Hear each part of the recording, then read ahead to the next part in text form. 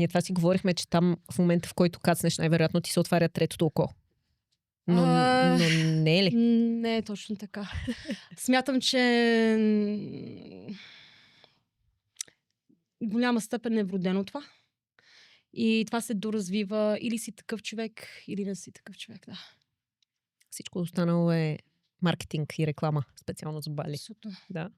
Да, зависи просто от човек дали се подава на медиите, на този съвременен свят, който ни облъчва с тази пропаганда. Дай да започнем от начало.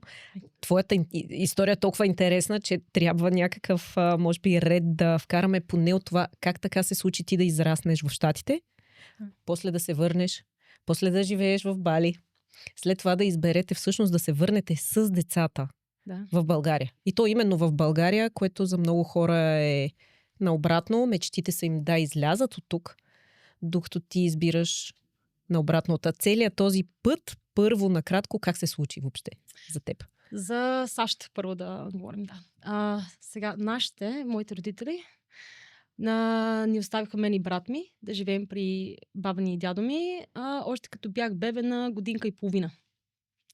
За мен това е голяма грешка, но уж за по-добро бъдеще за цялото семейство. И да, първите години от живота ми живях при баба ми и дядо ми в Люлин. Лъто още ми е малко сложно да го кажа. Люлин, да. И след това на 5 години те се разведаха. Аз като станах на 5, навърших 5 и те се разведаха в Америка и баща ми реши да се върне в България и майка ми да остане там и естествено, че си искаше децата. И заминахме за там с баба ми и така заживях с майка ми там в САЩ от 5 до 15. А къде точно? В Калифорния, Сан Франциско, Тампа, Флорида и Ню Йорк. Със сигурност имаш спомени за това как отиваш там, как се адаптираш. Лесно ли ти беше? Да. Още преди да заминаме, имах тук уроци по английски, обаче телевизията определено помогна с езика и до втори клас вече се бях интегрирала. Тоест 2 години горе-долу ми трябваше време да се адаптирам там. А можеш ли да кажеш, че имаш чисто, така да се каже, американско мислене? Толкова да си се интегрирала, че да си станала американка. Начин на мислене е определено. Да, образованието там е много така практично насочено как да мислиш. Може да не обхваща толкова много информация, както е българската система.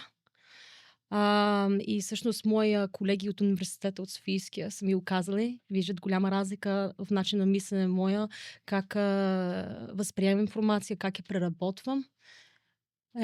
И е по различен начин, да. Бих казала, няма как да не ти повлияе, като си израснал там от 1 до 10 клас основните образования. Какво се случи по-нататък? По-натам, всяко лято си идвах с брат ми да посетим баща ни. Той беше известен доктор тук, хирург в раковата болница. И всяко лято си прекарахме по 2-3 месеца с него и се сближихме. И аз реших на 15, че всъщност се разбирам по-добре с баща ми, отколкото с майка ми. И аз реших и казах директно, искам при баща ми да живея. И просто е така, тя ти позволи? Имаше доста така тързания, притеснения, обаче защото ние не бяхме близки. Да, много. В смисъл, аз съм израснала така, не съм имала много цветно детство, да кажем. Много така имала агресия към мене. И физически, и вербална. И просто усетих, че с баща ми има много повече сходни ценности, начин на мислене. И просто го усетих като интуиция, че по-добре се чувствам с него. Със сигурност това не е твое решение. Тоест на 15 ти не можеш сама да вземеш, чисто юридически не можеш да вземеш това решение, дори сама да напуснеш държавата. Как така се случва, ако е имало агресия, да кажем, че говорим за авторитарен човек, майка ти? Майка ми, да, кариерист. Кариерист. Майка ми архитект. Много начетена жена. Нали, обаче просто не с този така вроден майчински инстинкт, така да кажем. Как е допуснала това ти да и се изплъзнеш? И предполагам, че тя е усетила, че не сме така близки. Не, тя е по-близка с брат ми, той е 2 години по-голям от мене и явно е по-предпочитаното дете. Какви са били твоите чувства тогава? Много смесени, много объркани. Не беше лесно със сигурност, но видях, че баща ми е семейен човек и приоритетът му е семейство, децата. Да.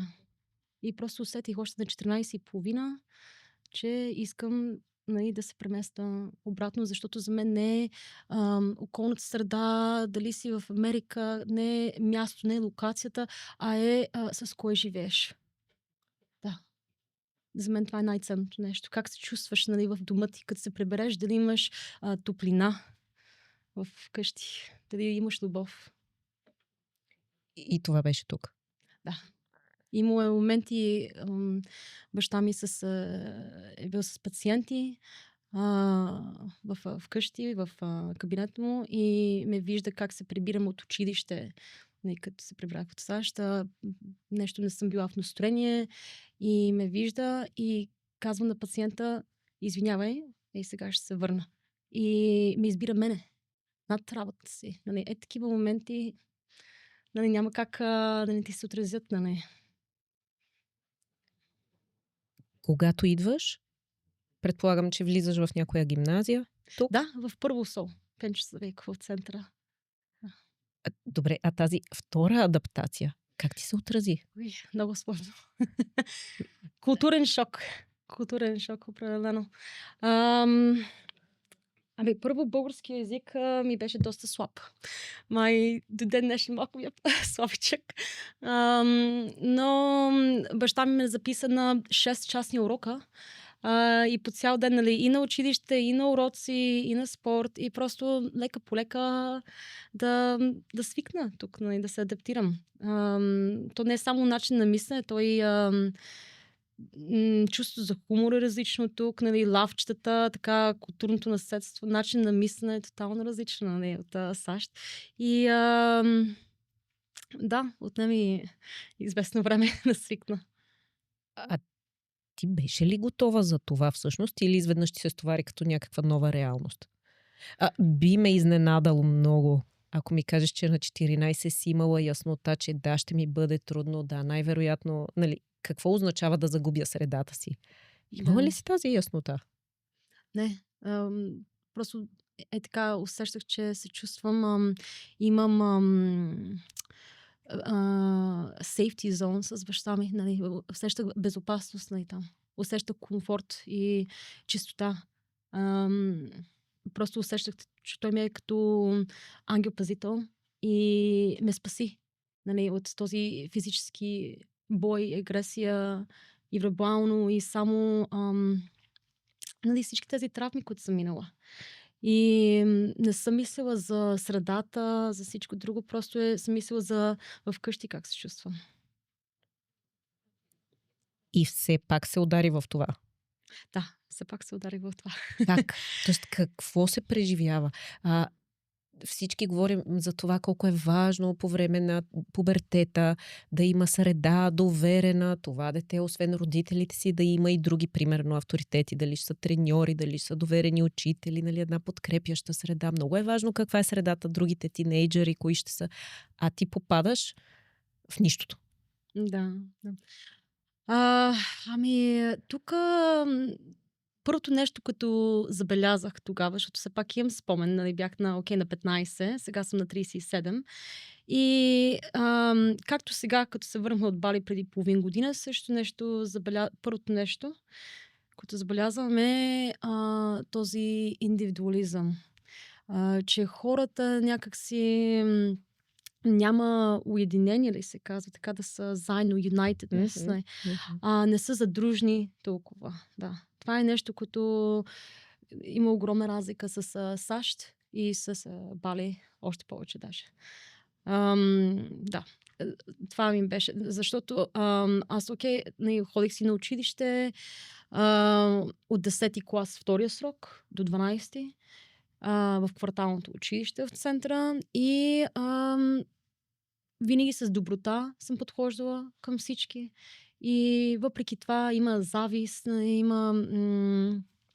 нямаше подкрепа от много хора и нищо не си направила всъщност, нали, да получаваш такова отношение. Да. И отнеми време да си подбера ли среда, да се интегрирам, приятели да си направя. Колко време отнема? 2 години, бих казала. Тъмън, докато е дошло време за кандидатстване. Да. А имало ли е такова нещо като това, което сега, особено тук много се говори за това, така наречения булинг? Да, Ти си различната, следователно върху теб трябва да си острим ногтите. да. Как изглеждаше? Помня, имаше изкази американката, нали, това е, в смисъл, аз не съм избрала да живея, нали, на 5 години, ти не избираш, нали, семейство къде иска да отива и ти да живееш. Да, много така, хората обичат много да съдят тук като цяло. Някакви лейбъли поставят, някакви оценки. Защо? Защо в смисъл хората са различни, различни обстоятелства. И ти не знаеш какво стои зад този човек. Нали? А ти как се справяше? Имах една много добра приятелка. София се казваше, да. И просто се затворих в един малък кръг. Нали. Май повечето хора така казват, че тук е начин на оцеляване в България, да си имаш твой кръг с хора, няколко човека, качествени, с които усещаш топлина и подкрепа. Да. Това беше твоят начин за оцеляване. Да, и спорта също много ми помага. Аз преди тичах маратони, тичах в парка всеки ден с музика и да, спорт много ми помага. Това ми е начин на живот от 4 годишна. И абсолютно ти избистря съзнанието, негативните емоции. И е така, като си пусна музиката и гледам алеята в парка при вечер и нощните лампи, няма никой, само аз. И това е за мен. Всеки си има някакъв различен начин, нали, да се справя с това. Да. Как ти продължи живота после? Ти каза, че си била в Софийския, т.е. като студентка си била в Софийския? Да, 8 години. 8 години. Значи бакалавъра, 4 години английска филология и след това 2 магистратури паралелни. Си ги направих. То е накратко ОПКО. Организационно поведение и консултиране на организацията. Бизнес психология. И втората ми магистратура е образователен мениджмент. Защото вече от над 10 години имам мечта да си направя академия за тинейджери, за личностно развитие. Разкошно. Учи това и Да. как отново отиде в чужбина? Да. Да, отидах в чужбина. Значи на 25 имах мечта да живея на остров и Малта е Европейски съюз, на английски, нали, всичко, наблизко е до България и там се преместих с големия ми син, Алекс. И кандидатстваха като в Jobs.bg, там се казва сайта Малта Парк. И пуснах си CV-то, ходих на 10 интервюта, никой не познавах и получих точно работата, за която съм мечтала и за която съм се борила да уча на и толкова време. Качествен контрол на образованието бях в частен университет, Domain Group. И това много врати ми отвори. Да. Реално аз на 25 давах така решения на професори 50+, как да преподават още по-добре. Просто съм човек, който виждам неща в детайл и виждам тази чаша и си мисля как може да се подобри. Дали е като форма, дали е като цвят, колко тежи. И това правих, да. Аз щях да те питам за децата ти по-късно, но ти още сега каза. Ти си отишла там, сина ти не е бил голям. Да, беше на 3 години, Алекс. Как отиде без помощ? Без помощ, да. Заминах. Баща ми даде на заем 2000 лева, просто за първоначалния ми депозит за найм. И така, да, имах си договор за работата, след 10 интервюта. Имаше един момент в тези интервюта.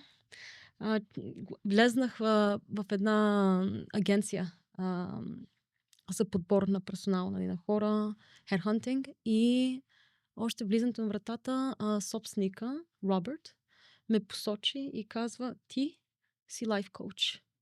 И аз така изненадана и викам: моля, сега току-що влизам, ти не ме познаваш. И той: Теодора, повярвай ми, това е моята фирма. Аз се казвам Робърт Далио. Знам всеки един човек, който влиза във вратата, за какво трябва да стане. What's his destiny.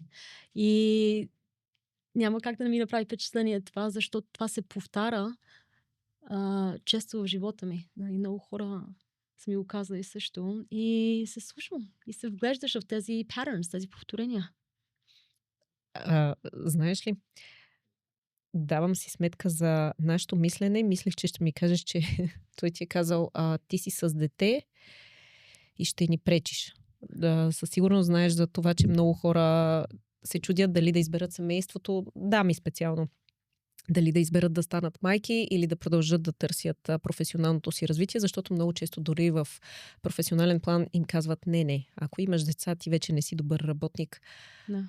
По-добре не. И всъщност аз си мислех, че това ще ми кажеш. Да, ще ми кажа... Сблъсквала ли си се с това? Дали съм? Дали си се сблъсквала? Тук в България, да. В чужбина не съм. Живяла съм в Германия, освен на Малта, на 3 континента. В чужбина не съм се сблъсквала с това. Също и в Бали не съм. Ще го кажа по друг начин. Една приятелка тук, Ваня, с 2 момчета също, както си аз, като ходи на интервюта и някой я пита: как са твоите менеджмент умения? Защото тя кандидатства за project manager. И тя казва: извиняй, аз имам 2 момчета. Аз съм звезда. Да, защото наистина е така. Няма по-силен дух от майката, нещо, което я бута и може да кара безсънни нощи и се бори с живота, защото знае за какво се бори. Ето, настръхнах, защото това е абсолютно факт. Знаеш, ти си толкова мотивирана. Ти си също, Ана, с 3 деца. Нали? И това е смисъл на живота ти. И трябва да си изключително организирана в тайм менеджмент, нали, project менеджмент, всякакъв менеджмент, нали, за да може да имаш всякакви такива умения, за да може 2 деца да го гледаш едновременно. Нали. Забелязах, че над 70% от вас все още не сте се абонирали за канала.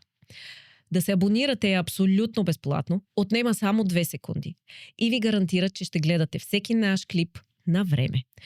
И нещо изключително важно. Тази информация ще може да достигне до всички български семейства. Абонирайте се, благодаря ви, и обратно към клипа.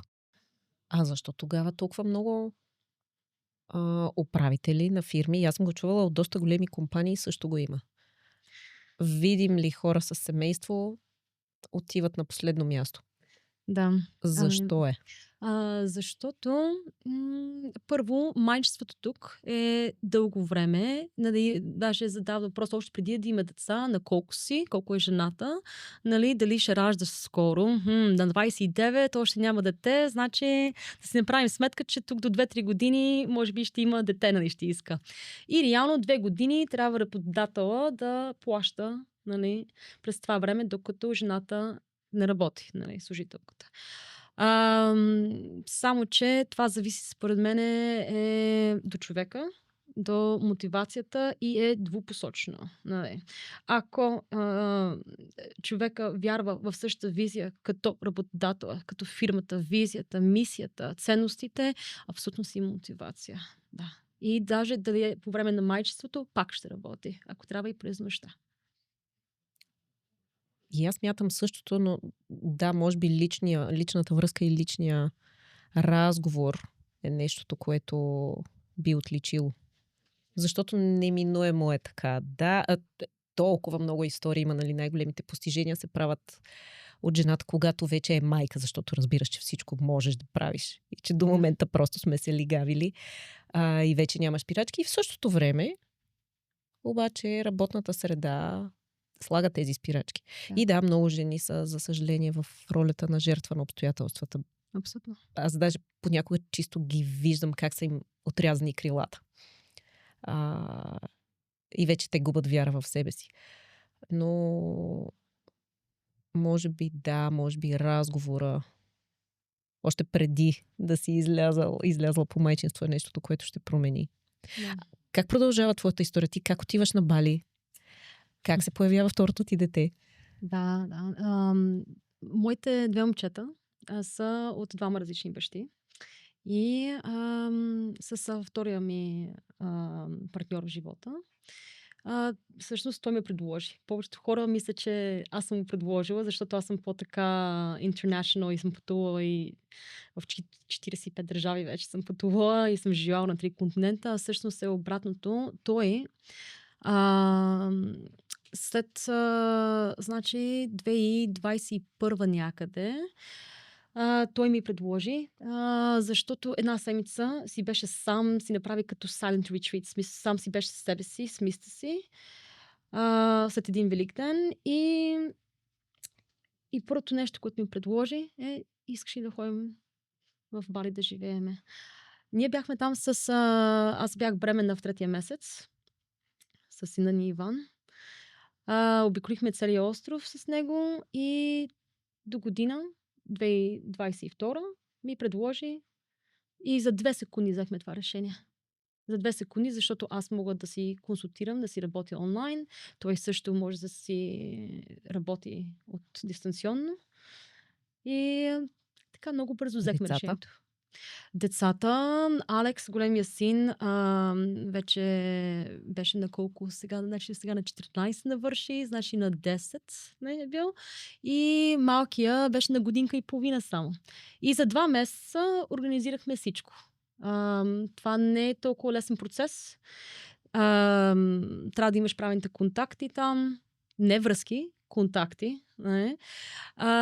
Трябва да платиш, нали, да си имаш, ние отворихме фирма там. Не е така да отидеш да заминеш, хайде тук ще се установиме, да ще живееме. Не е толкова лесно. Да. Само, че Алекс е спрял да учи или го преместихте там в училище, или мина като индивидуална? Не, продължи да си учи там. Да, просто го преместихме и много, много щастливи. Да. На нас много ни липсва Бали, всъщност. Цялата среда, всичко. Какво е да живееш там? И то като, нали, все пак, като свой.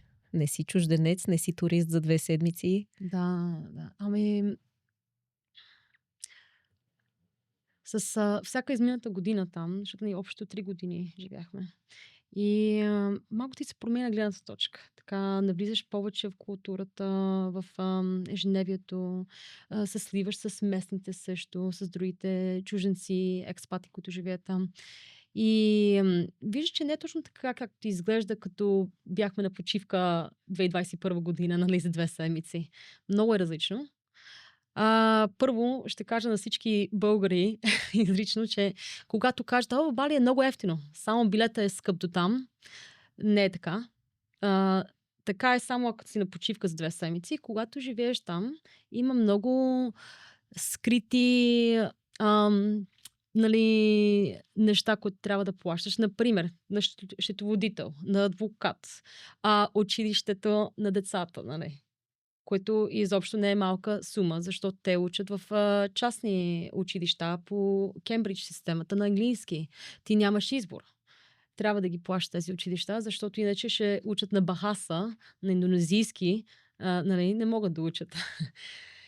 И така, да, 2 месеца ни отне да организираме всичко и отидахме там и още 2 месеца пълен шок. Нали, докато си намериш вила, къде ще живееш, училищата, среда, банкови сметки да отваряш, всичко документално да наредиш и изобщо не е лесно.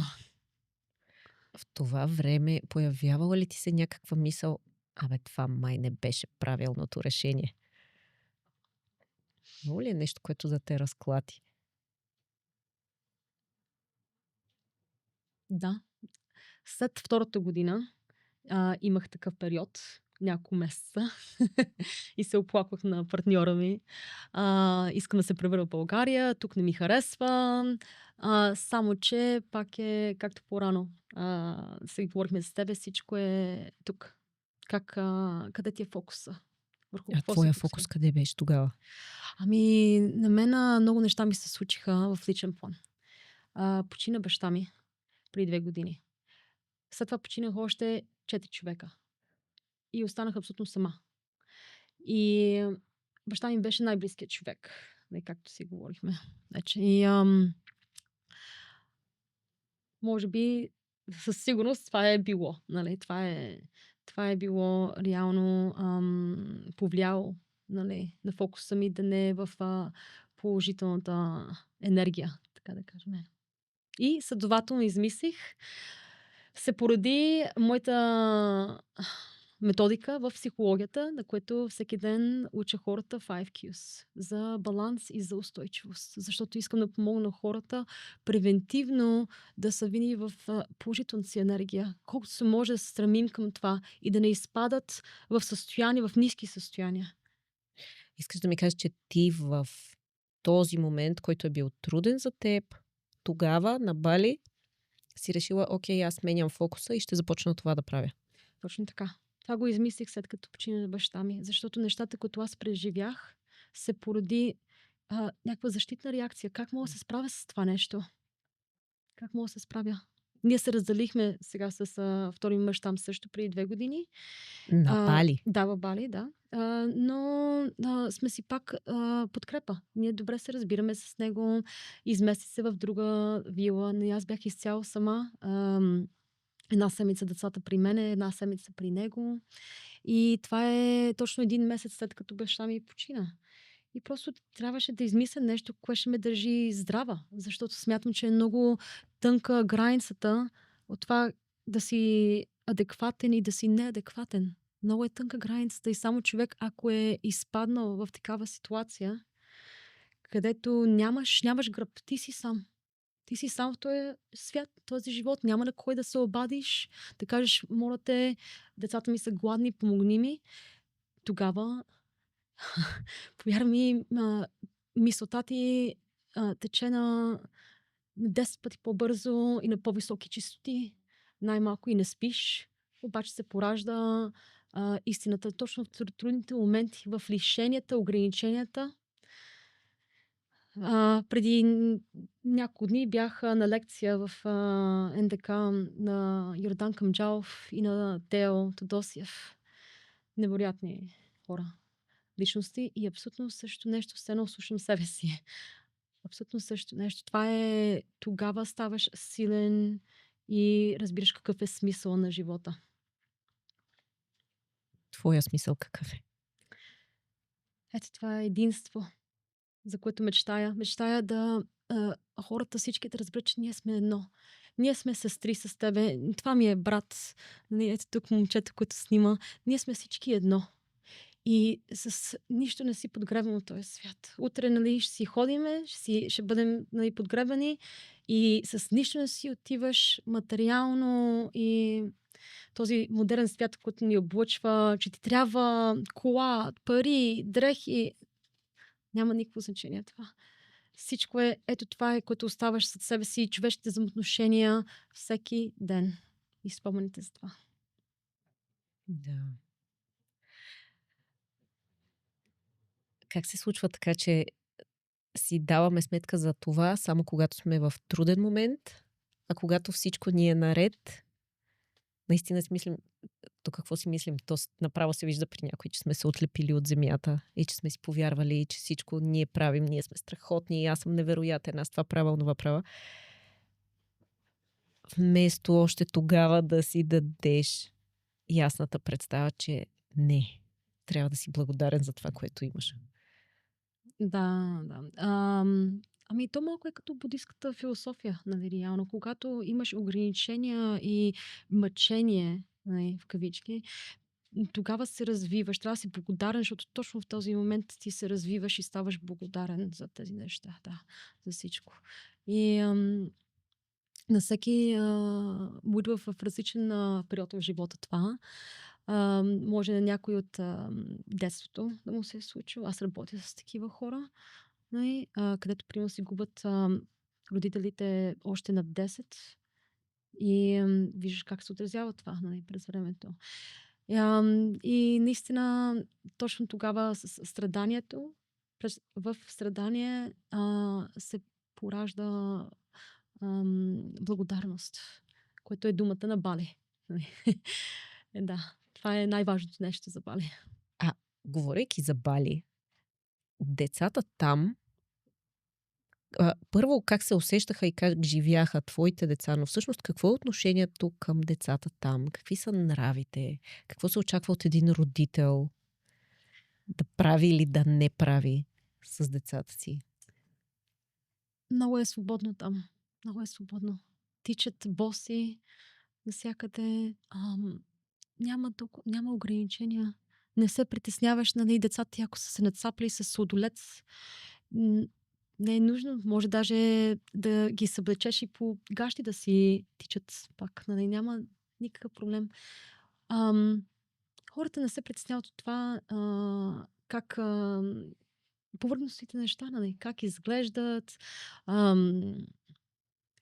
дали каква кола карат. Всичко е до дали, дали ти е кеф, дали ти е радост всеки ден, дали има радост в очите на децата ти, на семейството, като влезнеш в дома на някой, дали има тази топлина, уют, любов.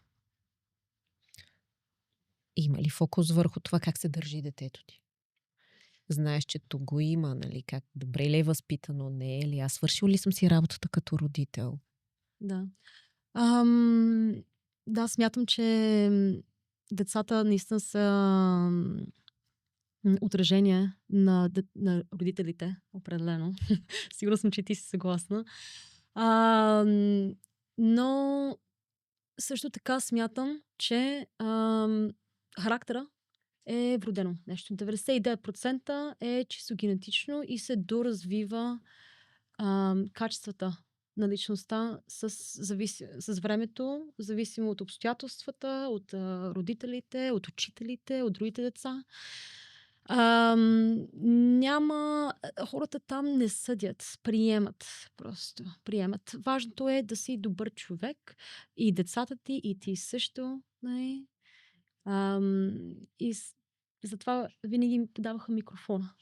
Подаваха ми микрофона, казват, ти имаш хубава енергия, искаме ти да представяш днеска тук 45 култури, нашето училище, ти си човека, който ни прави едно.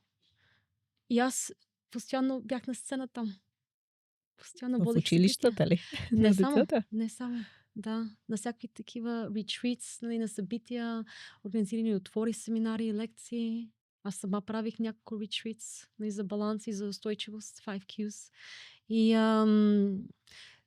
хората там просто вярват на интуицията си, на енергията. Не е важно дали си президент, дали си принцеса, дали си чистач, мияч. Никакво значение няма социалната иерархия, какво работиш и как изглеждаш, дали си 100 кг, дали си 50 кг, дали имаш ботокс, дали имаш Ферари. Всичко е само енергията. И всички сме по джапанки там или боси. Тук идва още по-интересния момент. А защо избрахте да се върнете? Защото да, избрахме да се върнем, защото, нали, като починаха Мгм. толкова много роднини от моята страна, трябва налага се да се занимавам с адвокати, с Добре, наследство, да си да. оправя всичко, нали, документално. И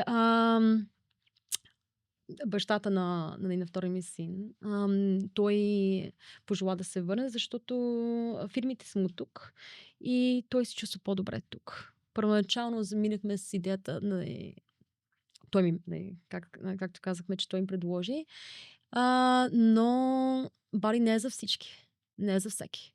Ам, Аз се чувствах добре там и все по-добре с годините. Той обаче повече така си стоеше вкъщи, не се интегрира толкова добре, колкото очаквахме. И това са двете основни причини, че да се върнахме.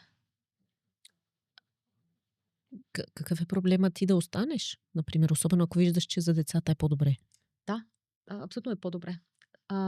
Само, че понеже аз не съм егоистична майка и виждам обективно нещата. Когато имаш добър, отговорен баща, интелигентен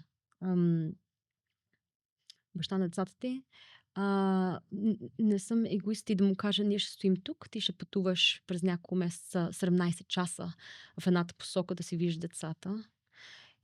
Той все пак сега, той на 49 ще навърши тази година. И 17 часа се отразяват този джетлаг. Нали.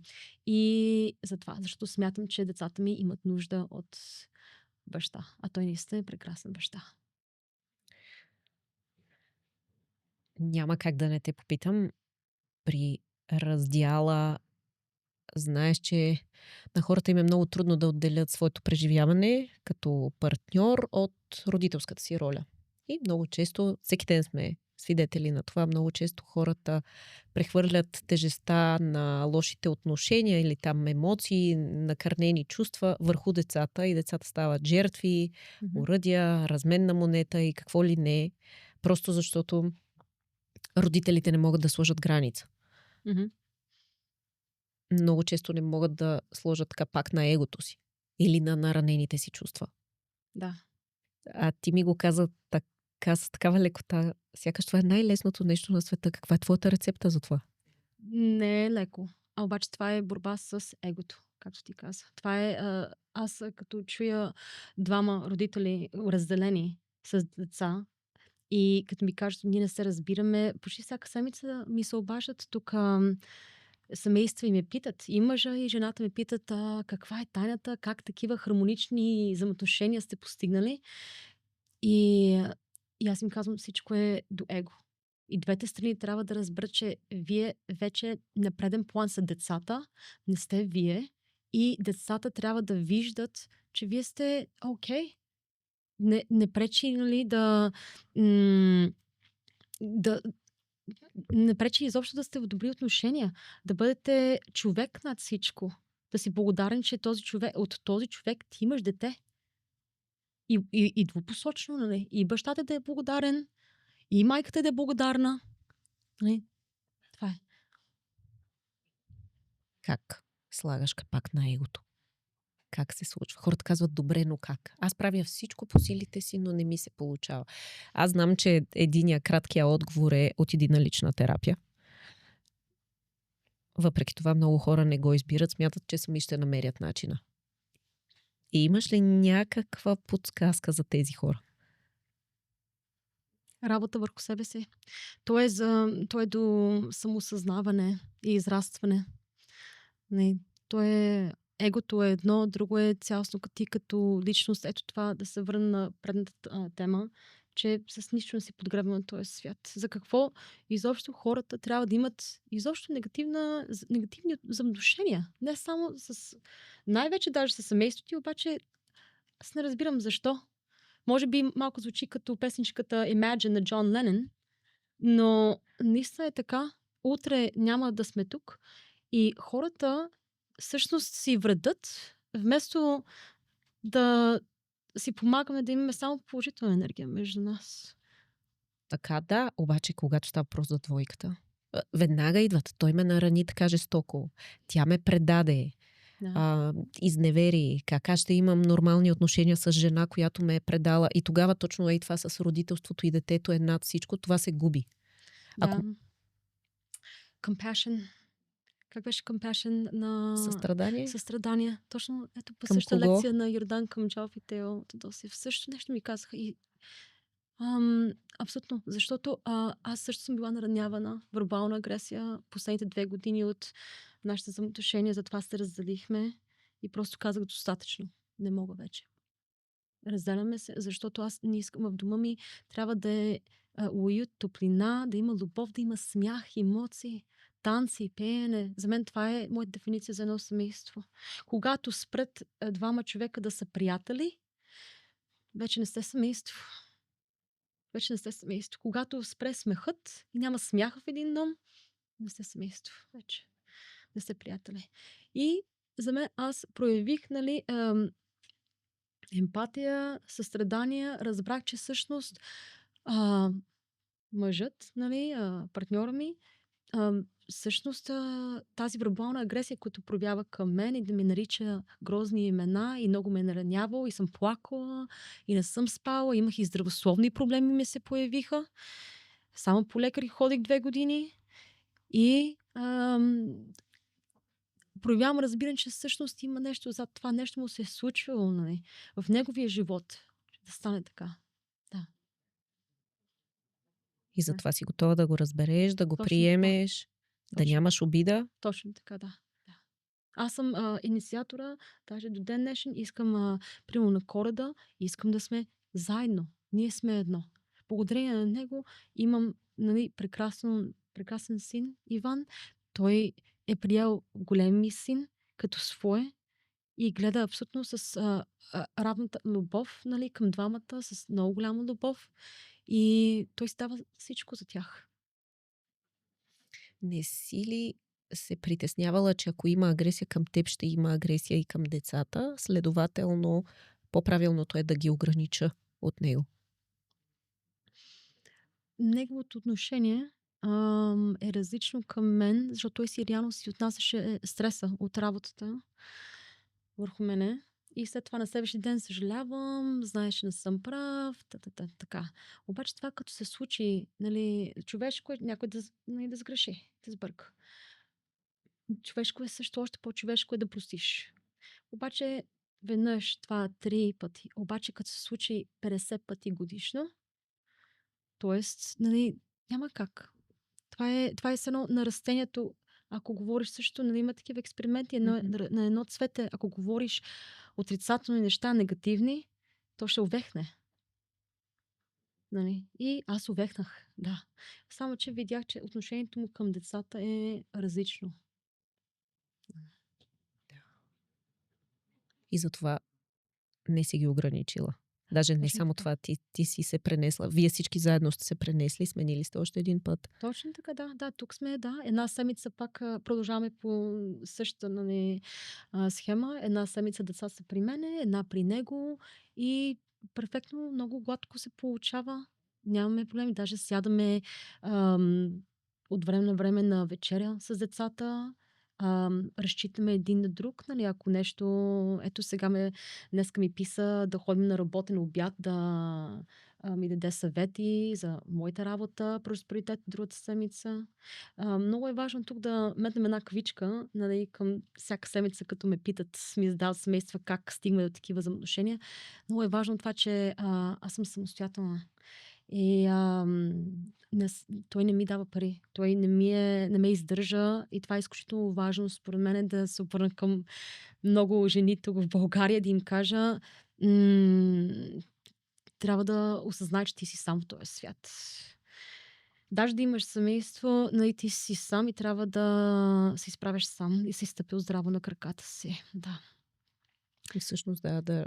Много често, когато е украсено с хубавите думи и всичко е в едни такива розови нюанси, е много красиво как ние трябва да сме самостоятелни личности, самодостатъчни и всъщност да правим избора да сме заедно всеки ден, нали? Да не сме две половинки, които се допълват, а да бъдем едни-две цели същества, които просто избират всеки ден да са заедно. Звучи много красиво. То е много постоянна работа, бих казала, за да го поддържаме това нещо. Обаче в момента, в който се украси вече с леко сивите тонове, тогава идва равносметката, че това всъщност е една, може би, инвестиция дори за спокойствие. Да. И никак не е розово. Да. А просто е една база, която в днешно време трябва да имаме, за да имаме уважение и да сме по-спокойни. Абсолютно. Абсолютно. Значи, даже съм си говорила с мъже, казват, че те уважават жените, които са си самостоятелни, а не тези, които ще им даваш пари и те ти искат пари, дай ми тук на пари за това полотенце, за рокличка. Не. Трябва сам да се бори с живота, колкото и да ти коства това и да ти е трудно. Да. Естествено, че самата ти енергия се променя, като знаеш, че ето, примерно, ако аз съм болна и отсъствам, нали, и трябва да плащам сметките на края на месеца, и няма на кой да ми даде почивка една седмица, нали, от работа, нали, ами да, различна е енергията. Съвсем различна е. Да. Връщайки се на темата за Бали, ти преди малко каза, че не на всеки му се отразява добре. Кое може да е негативно на това да живееш на Бали? Можеш ли да го разрушиш този мит сега? Да ни кажеш кое е нещото, което всъщност не е толкова красиво? Първо, жегата. Много е топло. Даже аз изобщо не съм сутрешен човек, morning person. Значи аз съм човек, който примерно ставам без аларма към 8 часа. А там ми направи впечатление, че всички чужденци, които живеят там от цял свят, всички стават още с изгрева в 5 сутринта. И ходят на йога. След това ходят на фитнес. След това ходят на закуска. И аз, докато съм станала, примерно в 8, те вече са си свършили, нали, всичките спортни, нали, мероприятия.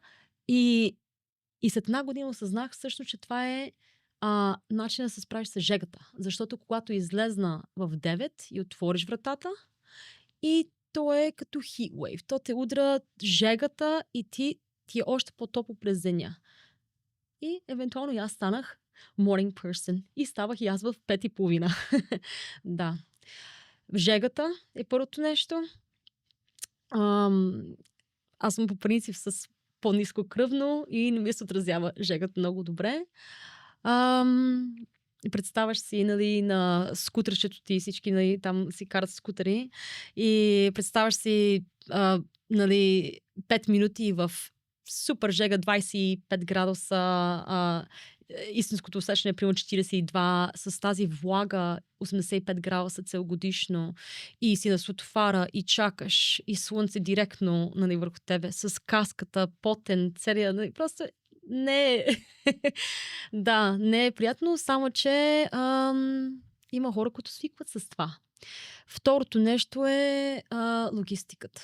Трафикът там е нещо вау. Значи има моменти, където 2 километра може да стоиш час и половина в трафик. И тук, като се завърнахме сега август месец и преди половин година, и като някой ми се оплаче тук за трафика в София и си викам, ние даже много бързо тук всичко се случва динамично, да. Всичко там се случва и се врати около логистиката. Събуждаш се сутрин, гледаш си на календара какви неща трябва да свършиш за деня и си ги планираш по логистиката спрямо трафика. Това е нещо, да. Да, тук, примерно, ако аз мога да върша, да кажем, 10 неща за един ден да свърша, 10 задачи, там мога да свършиш макса 1/3 от тези неща. Заради жегата, заради трафика, всичко е много по-забавено темпо. Много по-забавено. Това са двете, нали, неща, главните, които на първо четене идват. Добре, и в задръстването никой не се псува с никой? Абсолютно не. Даже има моменти, където... Каква е реакцията тогава? Абсолютно не. Даже има моменти, където спират цялото движение за половин час, защото празнуват, че някой бил жив, правят погребение, спират цялото движение. Всички са в бяло, не са в черно, защото празнуват, че този човек е бил жив сред нас. И искат да го на целия квартал, където е живял този човек. Това се нарича Банджар там квартал. Всички спират и уважават този човек. А ако ти бързаш до среща, Няма значение. Никакво значение няма. на срещата ще уважат. Точно така. Няма никакво значение дали ще закъснееш 15, 20, 30 минути. Всички са наясно, че там абсолютно всички закъсняват. Да. И няма проблем.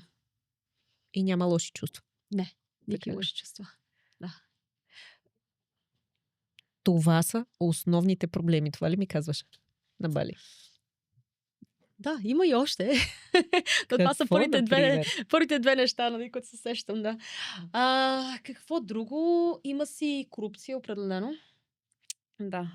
Нашия счетоводител много хубаво каза, в Америка на 99% нещата са на чисто ясно. 1% корупция. В Европа 50-50. В Индонезия 99% черно, сиво и 1% на чисто. Да. Корупцията е масово там.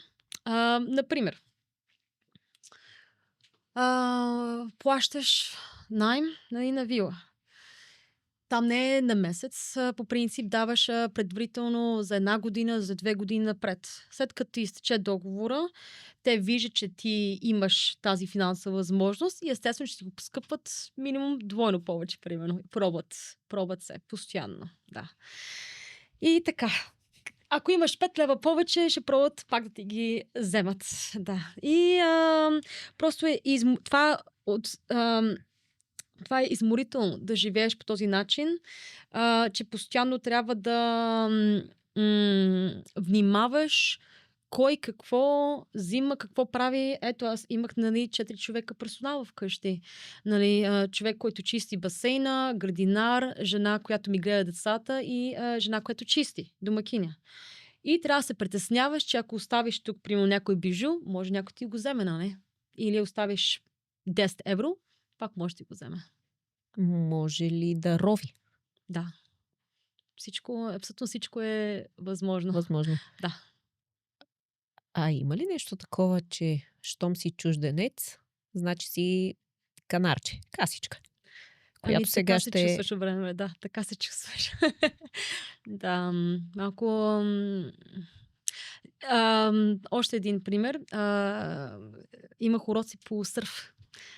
И докато съм вътре в океана с треньора ми и не си паркирал скутерчето ти по-далеч, смисъл. И неговите другарчета отиват и ти отварят. Имат си начин как да се отвори, скутерчето, седалката. И все пак къде съм си оставил портфела, не е на плажа, естествено, че е в скутерчето ми. Нали. И ти взимат кеш. Ама не всичките. Примерно, аз умишлено оставам, да кажем, ако ставам 100 лева, те ще вземат не всичките. За да не си личи толкова, те ще вземат примерно 200-300. Да. И така. И аз го пробвах. Аз умишлено го пробвах няколко пъти. Си нося определен брой пари, малки, древни. Примерно, да кажем, то се наричат рупия там, индонезийски рупия. И е малко объркващо, защото са в милиони, хиляди. Да, примерно 1 милион рупия, банкнота, 1 милион е равно на 120 лева, т.е. 60 евро, нещо такова. И така, и си оставам някакви малки банкноти и да видя следващия път. И всеки път си взимат по-малко. Да, всеки път си взимат, да. И затова спрях уроците по сърф.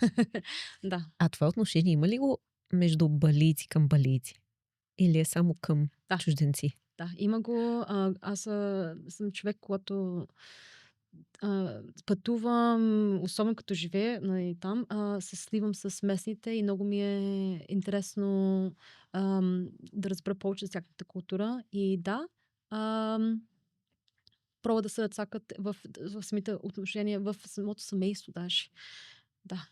И в същото време нямат лоши отношения? По-задружни са, да кажем, от тук. Е, доста интересно. Да, просто това е култура. Това е, Индонезия е най-голямата, нали, мюсюлманска държава в света, 280 милиона, нали, човека. Все пак са навлезли в Бали. Нали, не е мюсюлманско, обаче все пак има от различните острови там и е 20% мюсюлмани. И да, като цяло е различна култура там. Просто е различна. Много интересно. Да. Как успяхте, когато се върнахте от Бали, всъщност, за да сверим хронологията, реално твоите деца колко време са учили в България, преди да дойдете сега тази година? Ами Алекс учи до трети клас. Не. Така. Или до четвърти, май. До четвърти, да. След Иван което малкия... заминахте? Да, след Да. като заминахме, там е различна системата. И реално един клас, нали, нагоре, защото заради възрастта там се класираш по възраст и естествено, че имаше приравнителни изпити, нали, и така нататък, тестове. Аз също в Америка съм започнала на 5 години първи клас. Тук в България почват на 7, нали, някой, което е според мен късно. Да. И така, а иначе малки Иване беше само на година и половина. Тоест, още не бе, той беше с мене, нали, с гледачка имахме там. Той не е бил в този... В училище, да. В тази адаптация. Добре, а големия, като се върнахте в България? Да. Иначе Как малкият успя да се всъщност си беше адаптира? там в училище, като в детска градина и Да. след това, нали, започна, да, лека по лека да се интегрира. Големия как са, ами, стана представител на училището. Още първи месец, като се върнахме, голямо проучване падна. И даже всъщност тогава се консултирах и с тебе. Да. И месец и половина ми отне да обиколя всичките училища и да се посъветвам с родители, да чуя отзиви, нали, кои училища съветват. Аз исках да продължат по Кембридж системата, както са си свикнали в Бали. И така, и намериха тук добри училища, сходни и са много доволни, да. А какво търси ти?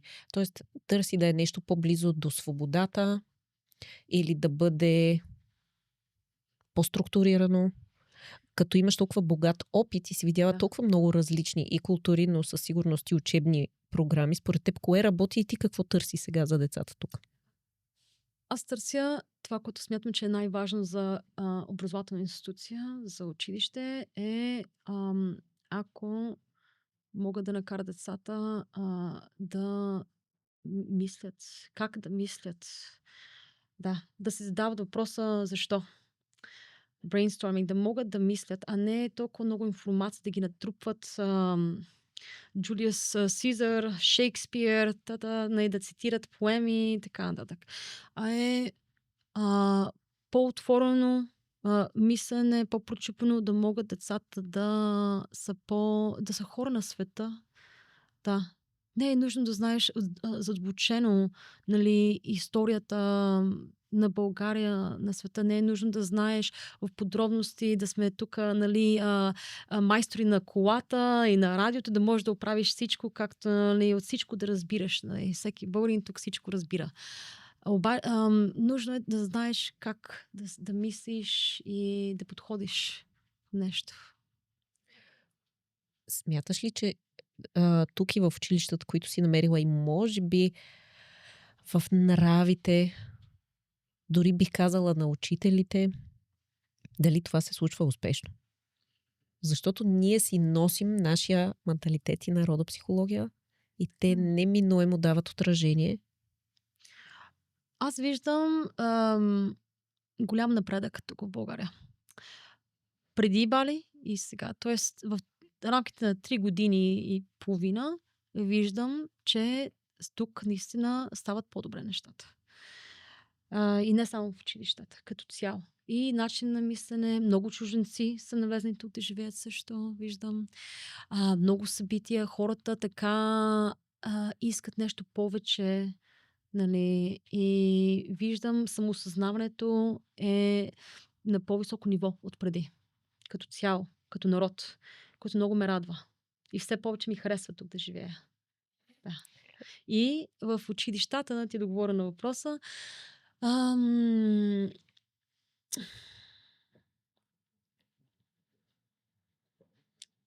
Доволна съм и те са доволни. Ходя с желание на училище.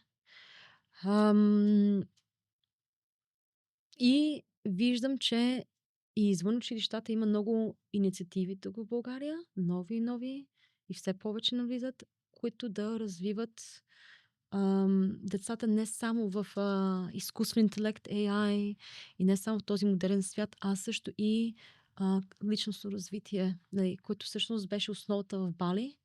Първите 7 години там те наблягат точно на това. Точно на човек, как е това дете да го оформяш като начин на мислене и как общува, комуникира с други деца, с други хора, да е добър човек. Да. И това забелязвам тук. Не мога да се оплача. Да. Това е сравнението с Бали. А ако можеш да направиш сравнение с Щатите, какво би казала? Къде е по-добре? Може би като потенциал за развитие? Аз бях там като дете. Със сигурност се е променило образованието Окей. от тогава, нали? Но смятам, че там не мога да се сравнят двете системи. Много хора са ми го казали това, че това, което аз нося, две системи, че аз не само съм ги знам на теория, аз съм ги преживяла, е нещо изключително рядко, което се вижда и съм продукт от двете системи. И не само образователно, не образователно. Мисля, да взела съм най-доброто от двата свята. И начин на мислене там е по-практичен, така да кажем. Хората се замислят по-глобално, по-отворено мислене. Не само за мен, за моето семейство, нали, и ден за ден. Мислят, имат визия за нещата. Long term, нали. Не е краткосрочно, а дългосрочно на къде отива света като цяло. Нали. Така е устроено образованието в Америка като цяло, нали, за разлика, ако трябва така общо да кажем, от българското образование, че в Америка като цяло е настроено, че ти си личност, която фигурира в едно голямо ядро. И ние сме едно. Да. Тоест, твоите действия, твой начин на мислене, твоята енергия, нали, влияе на другите. И това е. Ако ти имаше възможност, да кажем, че не бяхте стигнали до там с мъжа ти да решите, окей, прибираме се в България, защото той имал нужда да се прибере в България. И ти от огромно уважение към него и за децата ти да се върнете, би ли избрала да отидете някъде другаде по света с децата ти или пак би се върнала тук? Смятам, че всичко се случва за добро. Че живота, нали, пак е до осъзнаване това, че всичко се нарежда по най-добрия начин. Приемам. Нали, аз съм вече от известно време в смирение с това, че окей, това е живот и аз съм благодарна за това, че сме тук. Нали, и че сме здрави, че децата ми имат възможност да ходят на училище и то добри училища. Дали бихме отишли някъде другаде? Да, предполагам, може би Португалия. Много семейства от Бали, чужденци, заминават след 2-3 години в Бали и отиват в Португалия, примерно. Да. Защо? Точно Португалия. Защото образованието в Бали, въпреки тези международни Кембридж система, училища, и всъщност моите деца имаха американци учители. Самият директор на училището, майко, беше американец. И беше страхотно. Само, че Бали е окей, присвоен някакси за до 10-11 годишни. След това някакси не ги подготвя децата за реалния свят. Ако ще останат в Бали на остров да живеят така, нали, в бъдеще, като възрастни и ще карат сърф, които няма лошо, супер, да. Окей, само че тези семейства, които се местят примерно в Португалия или обратно в Америка, или в Австралия, в Европа. Те го правят, защото децата им са по-пораснали, израснали и смятат, че им трябва по-сериозно образование. Това е основната причина. За да могат да влязат в реалния свят. Да, в Това ли ми действителния... казваш? Да, в реалния свят, в смисъл, това е различна гледна точка, нали? Да. Защото в Бали много индонезийци не знаят кой е Елен Маск, нали? Не го знаят, обаче няма значение, нали? Да, Да. за Паралелни всеки... вселени. Точно така. Всеки има различна реалност и няма лошо в това. Но какво им предвид по реален свят? Да могат да се интегрират по-лесно навсякъде. Защото едно е да си откъснат от цивилизования свят толкова време, да си на остров, нали, да живееш и след това, ако искаш да работиш, примерно, в Германия, нали, или да ходиш на университет в Германия, по-трудно ще ти бъде, отколкото, нали, да дойдеш тук за средното ти образование или в Португалия или така. Да. Не, че е невъзможно, но би било доста по-трудно. Така Доста ли? по-трудно, точно така. Подготовката е различна. А в този смисъл, твоят син как се адаптира в средата? Аз съм сигурна, че знаеш за проблемите, които се говорят на ежедневна база с тинейджерите, какво се случва, големия свят, пък има групировки, пък агресия, пък скрита агресия. Да. Даже преди няколко седмици някой просто го бутна на спирката, на автобусната спирка. Просто ей така. Нали, и избяга. И сина ми падна и се върна наранен, нали, охузен. И добре, че други хора там са му помогнали. И това е навръщане от училище. Просто някакъв случайен човек го е бутнал. Как се справя?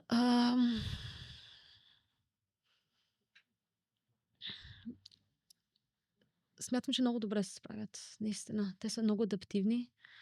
Така сме ги отгледали, да са адаптивни деца. И смирени. Да приемат, нали, това, което ти понесе живота, е урок, нали, каквото и да се случи. В тяхните училища, те учат в частни училища тук. Агресия не се търпи. Абсолютно. Значи не понасят училищата, са абсолютно стрикни за това нещо. И за сега не е имало такова нещо над тях. Нали? Булинг. Примерно това, което му се е случило, не го довежда ли го до някакви въпроси, как така, аз не се защитих, думата е слабак, аз дали не съм някакъв слабак, щом не мога. Такива неща минават ли му през акъла или поради това, че вие през целия му живот сте го учили и възпитавали по различен начин, той наистина ги приема като различни модели и просто част от нещата, които могат да се случат, ти трябва да ги преживееш. Тоест... Да. Той е много смирен. Той е old soul. Още от тук беше в детската градина в центъра, преди да заминем с чужбина, той много е различен, Алекс, големи син. Защо? Не го казвам, защото е мой син. Просто нали, човек наистина според мен се ражда с характера си и се доразвива. Такива са ми наблюденията. Учителките в детската градина казваха, че синът е единството дете от 25 деца тук в групата в детската градина, които предпочита с нас, учителките, да си говори. Ние знаем всеки уикенд къде сте ходили и какво сте правили. На него не са му интересни неговите връстници. И още от малък забелязахме, че той наистина е много по-израснал за възрастта си. Той е на 14 в момента, 1,80 м почти, висок е, обаче много е смирен и той е, когато имал агресия през живота му, дали в Бали, дали в детската градина, някой дете му удрал лицето, той стои и търпи. Не реагира. Не реагира. Малки ми си... разказва после? Просто ми казва за ситуацията. Казва ми, мамо, това ми се случи. It's okay. Казва, it's okay. Просто е изключително смирен. Според мен го преживява със сигурност, не, по един или друг начин, но само ми казва ситуацията и не иска да ме притеснява, нали, и не се задълбочава в тази тема и казва: добре съм, нищо ми няма. Да. Това дали не му носи прекалено голям товар също на плещите? Сега се замислям, ако той не иска да притеснява. Да, според мен той наистина е много добър за този свят, в който живеем. Аз не съм сигурна, че е много, а, много окей, това много е добре. Защото, примерно, ако някой мен ме удари, нали, няма да реагирам по същия начин толкова смирено. Нали, има си някакви граници. Малкият ни син не е така, примерно Иван. И според мен, да, може и да му се натрупа вътре. Да. Мен ме притеснява това, че много е добър Алекс в този свят, в който живееме. Защото наистина света, имам усещане и наблюдение, че става все по-агресивен. За съжаление, не само в България, като цяло. Има едно, да кажем, теория, че ако държиш детето ти буквално в един вакуум, т.е. за да го разграничим, ще дам много груби параметри. Примерно, никога не си го докосвал до градския транспорт. То винаги е било с шофьор, винаги е било с частния ви превоз, в частно училище, сред точно определена среда, в която, примерно, няма агресия, не се толерират негативни прояви, винаги е на едно по-интелигентно така ниво, всички може би ходят на голф. И когато това дете така е израснало и стане вече на 18, това ще е неговата норма. То няма да разпознава нищо друго, освен това. И всъщност това е начина и най-сигурният начин да го предпазиш от всички тези прояви. Точно все едно ще бъде в един паралелен свят. И аз много често съм си мислила и с мъжа ми сме си го говорили дали това е така, дали всъщност това не ги лишава от една адаптация. Ние сме си го мислили и за момента смятаме, че по-добрият начин е да видиш всичко, но пък не знаем дали сме прави. Може би децата ни трябва да пораснат и да станат след 18, за да ни кажат да или не. Ти имаш ли такива наблюдения и според теб има ли някаква истина в това? Да, имам наблюдение и имам братовчеди с 5 деца в Дубай. В Дубай живяха много време. И точно в едно затворено общество, където само хубави неща им се случват. Шофьори, гледачки, персонал. Не трябва да си подреждат стаите, не трябва да чистят, не трябва, нищо не се налага. Каквото искат за обяд, за вечера, казват на шефа вкъщи и тя им изготви на всичко.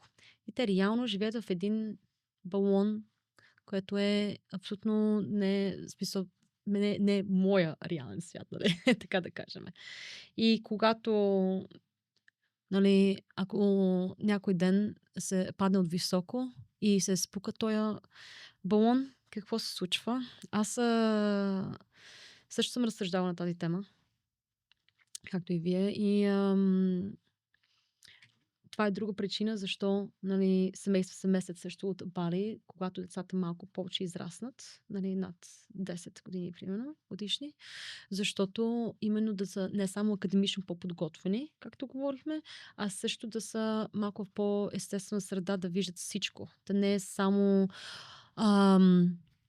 че всичко е цветя и рози и че много живота не е само море и пясък и слънце. И да си играеш с приятели навънка. Има и трудни моменти, да мога да се справиш с тези трудни моменти, трябва опит. Да, защото ето, родителите няма да са тук вечно, семейството и всичко се случва. Нали? В този смисъл, какво е твоето наблюдение над моментите, в които има агресия? Много чест казус е, детето ми е обект на агресия и то не може да се защити само. Въпреки всичко аз го оставям там и му казвам, ти си длъжен да намериш начин да се справиш с твоя насилник, какъвто и да е той. Какво е твоето мнение за това? Трябва ли да го оставим в агресивната среда, за да се справи само? Има граници, според мене. Миналата седмица имаха такъв случай с малкия ми син, който той си е палав, така пакосник е. Ам, и в Борисовата градина. И така аз винаги стоя настрани, защото смятам, че след 2-3 годишна възраст някъде трябва да са по-самостоятелни да се отглеждат децата. Стоя настрани само ако, нали, се мина някаква граница, тогава мога да стъпя и да помогна. И както се лука, нали, там на детска площадка, и само наблюдавам как изведнъж 3 деца почват да го заобикалят. След това станат 6 деца. Станаха 10 деца. И той по средата. И аз даже вече не мога да го виждам отстрани и си викам какво става тук. И само наблюдавам. Нали? И виждам, че се стеснява кръга. И след това отидох да питам какво се случва тук. Нали? Да. И така, да. Опоквам и се децата, че той нещо се заяжда.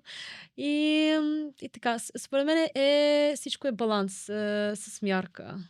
Златната среда. Трябва децата, според мен, до някъде да се справят сами, за да може те да са самостоятелни. Нали. И ако се мина някаква граница и усещаш като родител, защото всеки човека знае най-добре. Нали. Доктор Спок какво е казал, че майката го усеща най-добре. Нали. И като се мине някаква граница, тогава може да стъпиш, да кажеш, нали, какво се случва тук. Да, може да Тоест в помогнеш началото да малко. го оставиш Да. да пробва да се справи само, Абсолютно ако не да. успее да отидеш да помогнеш. А каква може да е отправната точка? Питам те, защото има хора, които казват да, аз ще се намеся когато трябва и в същото време обаче това трябва е толкова далече, че детето вече става обект на чисто физическо насилие. И родителя казва, ами да, ти не си бил достатъчно добър в самозащитата си. Тоест, то става един вид садизъм. Това, че не ти помагам. Или това трябва да се намеся, когато вече са му избили зъбите, което със сигурност не е Да. правилният момент. Това според мен е още от 0 възраст, нали, е с надграждане. Това не е нещо, което... Защото дете, ако обърне и към теб почва да те вини, собствен си родител, ти не ме защити, това означава, че много късно е настъпил родителя в това нещо, нали, за възпитателна цел. Според мен е с надграждане, още от както се роди детето, да може сам, нали, да лека по лека да се справя с нещата в живота. Да. За да добие тази здрава Точно така. оценка. Имаш ли визия, наистина, ако нямаш тези злободневни обстоятелства, къде по света, след като толкова много държави познаваш и то като жител, къде е най-подходящо за отглеждане на деца? В дом пълно с любов и смях и емоции. Това е моят отговор. Това не е до локация, не е до различна държава. Е детето, както аз съм го усетила, нали, като бях тинейджър и усетих, че искам при баща ми. Това е за детето най-важно когато се прибере в дома, да има уют и топлина и любов. А защо тогава толкова много хора казват, не, аз отивам в чужбина заради децата ми. Искам по-добро бъдеще заради децата ми. Тук учебната система не става. В Холандия, в Германия, в Франция, в къде ли не. Да. Защо е това? Смятам, че хората всички са различни и това е окей. Не съда никой. Смятам, че всеки има различна визия за живота. Някои са щастливи от 9 до 6 работят в корпоративния свят. Други са щастливи на борсата в Манхатън да работят в Нью-Йорк. Други пък са щастливи да карат сърф в Бали. Всеки има различна реалност и истина. И трябва да го приемем това. Да, това е моят отговор. Тоест не е до държавата, може би. До това, което Ам, вътрешно те движи? Да, вътрешно, да. Твоя мироглед, на всеки мироглед е различен, субективен. Различни неща са се случвали. Ето, хората имат различни травми, минало. По едно време и тук не ми харесваше, нали, в България. Нали, затова постоянно, нали, се местих по света и обикалах. Обаче, ето, че сега пък ми харесва, нали. То е... може до година да не ми харесва, примерно. Да реша някъде друга да се преместа. Всичко е до обстоятелства, до мироглед, какво светоглед, нали, както искаш да го наречеш. Всичко е каквото се случва.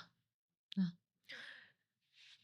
Искаш да ми кажеш, че ти при все, че си обиколила света, връщате се от Бали, не ти правят впечатление дупките по пътищата или не са голям проблем.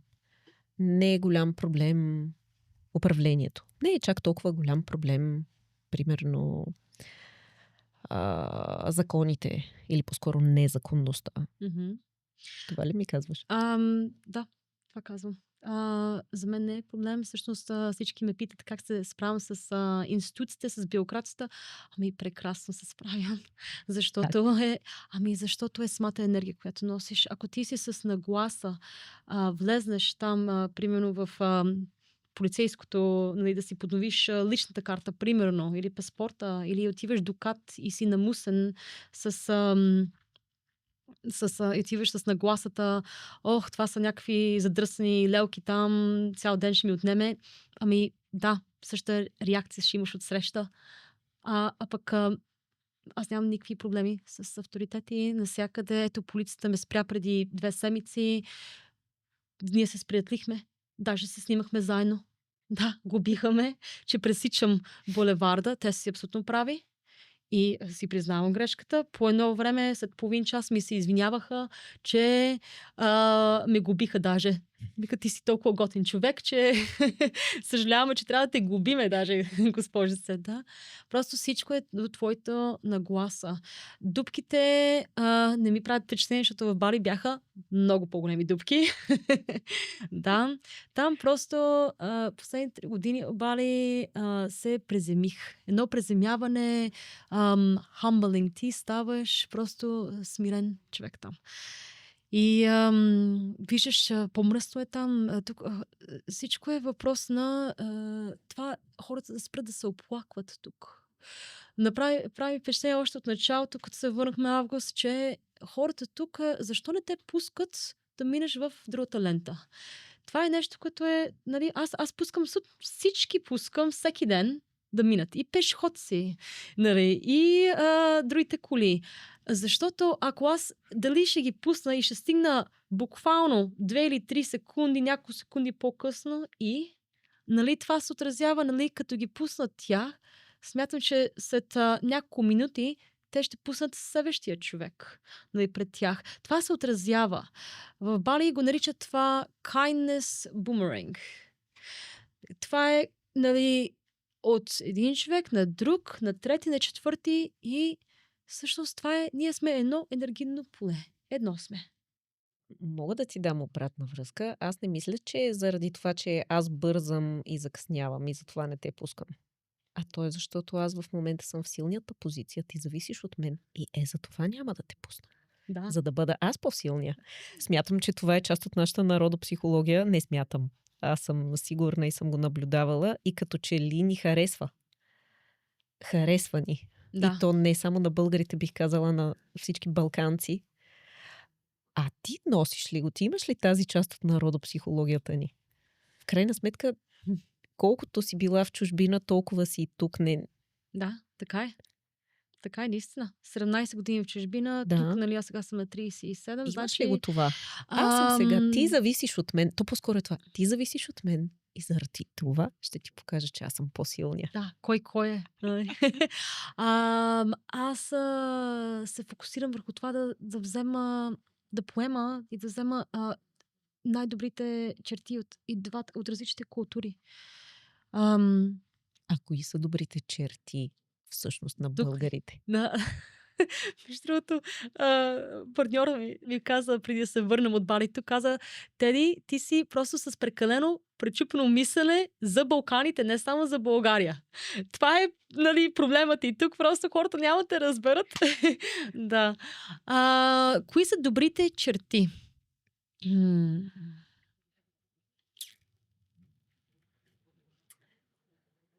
Сега говорим за като хора или като държавата, защото мога да кажа естествено за природата, за Не за планините. природата и планините, Да, за хората и аз като съм за хора и хората. най-вече за народа.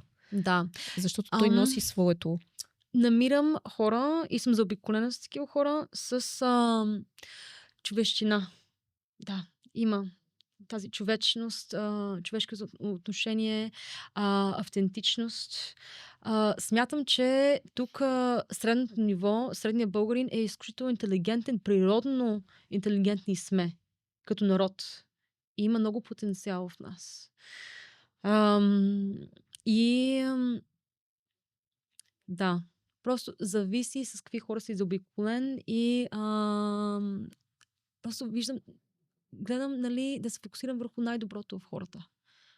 Да, различни сме, но ако се фокусираш върху положителните страни, Винаги има. да. Ние имаме много, както садизъм, така и мазохизъм и то не е лошо. Защото сме много комбинативни. Няма начин да няма начин. Аз мисля, че това е доста българско и доста балканско. Да. И това дава много възможности. Тоест мисленето наистина е творческо, Абсолютно. комбинативно. Да.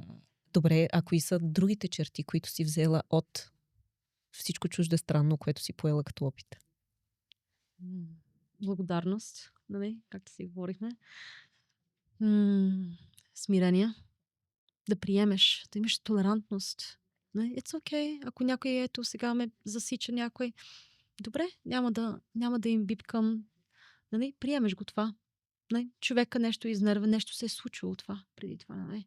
Не е нещо лично към мен. Нали? Да. Сега да кажа и повече качество, че съм взела чужбина от тук.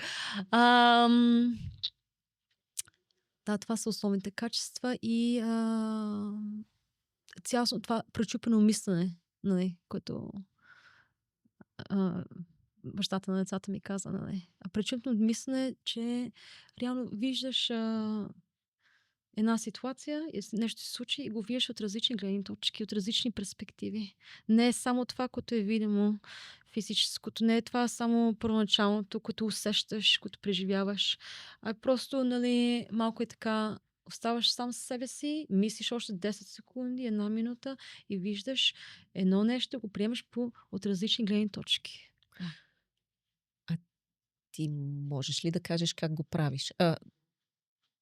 Защо те питам? Много често човек, който казва не мога да го направя, но в същото време нещо много страдам, съвета е най-доброто е някакъв вид лична терапия. Тоест, за да получиш това самосъзнание. Но на хората им е дошло до тук. Защото често казват, не мога, нямам, айде сега се терапевти, всички пък имате нужда от терапия. Какъв е другия начин да достигнеш това? То е смирение, разбиране. Има ли друг начин, освен терапия? Аз също ходих на терапия. Имах терапия след като почина баща ми. 8 месеца. И тогава психолога Тодор на 75 години каза, Теди, ти всъщност си абсолютно окей. Нали, ти си балансиран човек, но просто минаваш през тежък период, който е нормално, защото все пак почина най-близките човек и ти трябва време. И след няколко месеца след това се захванах да пея. Това ми подейства много по-добре от терапия да ходя. Спорта. Сега тренирам 4 пъти седмично с прекрасна треньорка Теди, се казва и тя. 10 години по-малко, обаче толкова ме зарежда това. Тоест, всеки е различен и си намира нещо различно като терапия, за да може да се чувства по-добре и смирен и да пуска хората да минават пред него, нали, на платното, да. Пеенето много ми помогна. Много. Да изкарам, нали, този блокаж отвътре. И 2 пъти седмично идваше учителка по пеене в къщата ми в Бали. И поне половин година скарахме и тук сега си търся също пак да си продължа с пеенето. А има ли го това нещо, че с целият този натрупан опит, с това, че си поела толкова много разбиране, по някакъв начин си разбрала и това, което е било като... Най-вероятно е било като нужда и на майка ти тогава да бъде толкова строга, доколкото разбирам към теб. Това помага ли ти хем да върнеш лентата назад и да добиеш разбиране?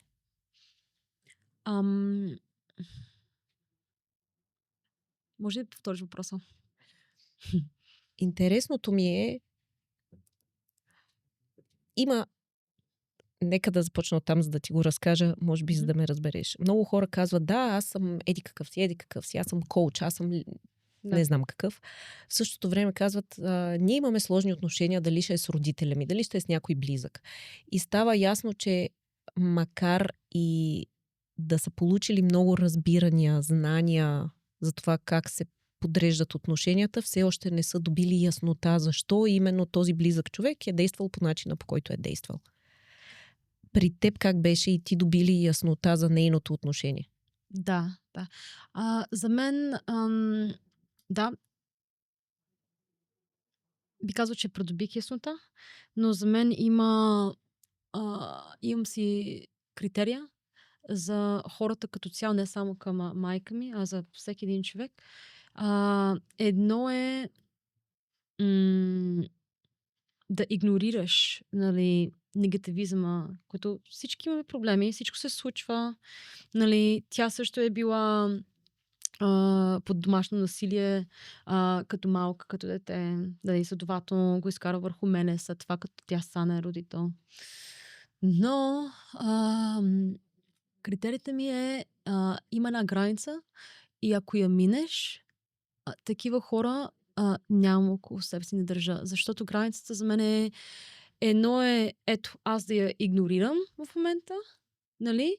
И защото не се е случвало веднъж, 2-3 пъти, а примерно 20 пъти живота ми казва, трябва да се дръпнеш настрани. Този човек не трябва да е около тебе, защото всъщност каква добавена стойност има към живота ти? Дали те кара да се чувстваш добре, обичан, нещо, нали, положително. И когато ме предала 20 пъти, не веднъж 2 пъти, и съм прощавала, значи, нали, truth is consistency. Нали, истината си е постоянство. Тоест, един човек, ако ти казва обичам те, обаче те наранява всяка седмица, тоест, къде е истината, нали? И така. И тя, и не само тя, и много хора, за мен това е силата на характера, да не прекрачиш границата и ти от всички тези лоши неща, каквито и да са те, да се случили, ти да станеш озлобен и това да правиш и да си отмъстителен и да отвръщаш с лошо към който и да е било. Да, това е сила на характера и на душата на човека. Да.